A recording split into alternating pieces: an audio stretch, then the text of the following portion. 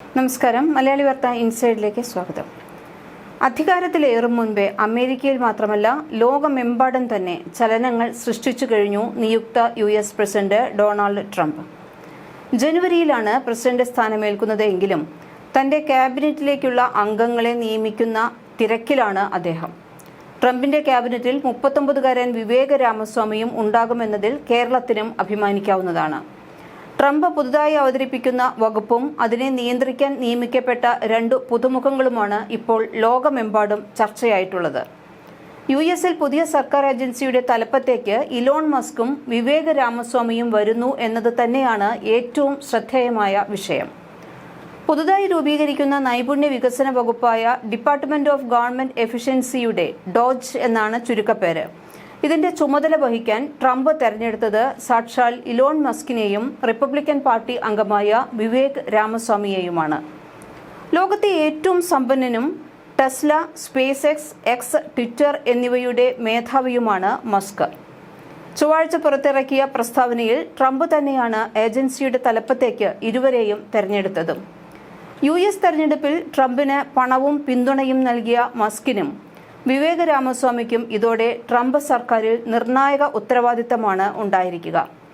ഇവർ സർക്കാരിന്റെ ഭാഗമല്ല എങ്കിലും പുറത്തുനിന്ന് ഉപദേശവും മാർഗനിർദ്ദേശവുമായി വൈറ്റ് ഹൌസുമായി ചേർന്ന് പ്രവർത്തിക്കും. ഈ ഏജൻസി ഫെഡറൽ ഗവൺമെന്റിനുള്ളിലോ പുറത്തോ നിലനിൽക്കുമോ എന്നത് ഇതുവരെ വ്യക്തമായിട്ടില്ല എങ്കിലും കോൺഗ്രസിന്റെ നടപടിയില്ലാതെ ഒരു ഔദ്യോഗിക സർക്കാർ ഏജൻസി സൃഷ്ടിക്കാൻ കഴിയില്ല എന്നതും വസ്തുതയാണ്. വിപ്ലവകരമായ പരിഷ്കരണങ്ങൾക്ക് ട്രംപ് തയ്യാറെടുക്കുന്നതിന്റെ ഭാഗമാണ് ഈ നീക്കം എന്ന് പറയുന്നു.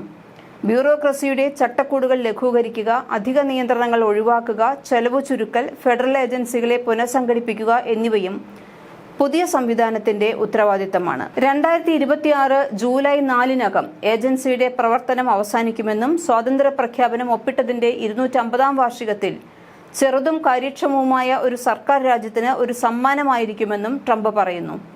ഇലക്ട്രിക് കാർ കമ്പനിയായ ടെസ്ല, സോഷ്യൽ മീഡിയ പ്ലാറ്റ്ഫോമായ എക്സ്, റോക്കറ്റ് കമ്പനിയായ സ്പേസ് എക്സ് എന്നിവയുടെ CEO ആണ് മസ്ക്.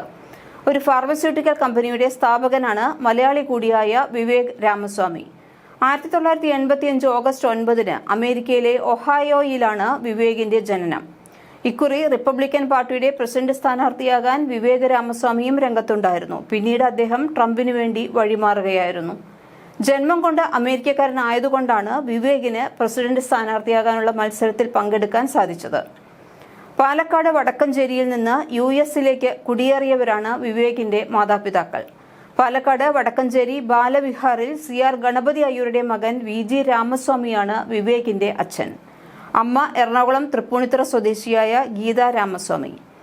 അമ്മ ജെറിയാട്രിക് സൈക്യാട്രിസ്റ്റ്, അച്ഛൻ എഞ്ചിനീയർ. അനിയൻ ശങ്കറിനോടൊപ്പം സിൽസിനാറ്റിയിലാണ് വിവേക് ചെറുപ്പം ചെലവഴിച്ചത്. പഠനത്തിൽ മിടുക്കനായിരുന്നു വിവേക്. പോരാത്തതിന് ദേശീയതലം ജൂനിയർ ടെന്നീസ് കളിക്കാരനുമായിരുന്നു. ഹാർവാർഡിൽ നിന്ന് ബയോളജിയിൽ ബിരുദം പൂർത്തിയാക്കിയ വിവേക് പിന്നീട് യേൽ യൂണിവേഴ്സിറ്റിയിൽ നിന്ന് നിയമപഠനവും നടത്തിയിട്ടുണ്ട്. അവിടെ മെഡിസിൻ പഠിക്കുകയായിരുന്ന അപൂർവ തിവാരിയാണ് വിവേകിന്റെ ഭാര്യ. ലാരിംഗോളജിസ്റ്റും സർജനുമായ അപൂർവയുമായി 2015-ലാണ് വിവാഹം നടന്നത്. ഇരുവർക്കും 2 മക്കളുണ്ട്. തന്റെ പൗരസ്ത്യ പേരുകളെപ്പറ്റി അഭിമാനം കൂറുന്ന വിവേക് അറിയപ്പെടുന്ന വീഗൻ കൂടിയാണ്. തമിഴ് നന്നായി വഴങ്ങുന്ന വിവേകിന് സംസാരിക്കാൻ അറിയില്ല എങ്കിലും മലയാളം കേട്ടാൽ മനസ്സിലാകും. ഇതിനിടെ പുതിയ ഏജൻസിയുടെ പേരും ഇലോൺ മസ്ക് പ്രൊമോട്ട് ചെയ്യുന്ന ക്രിപ്റ്റോ കറൻസിയുടെ പേരും തമ്മിലുള്ള സാമ്യവും വലിയ ചർച്ചയായിട്ടുണ്ട്.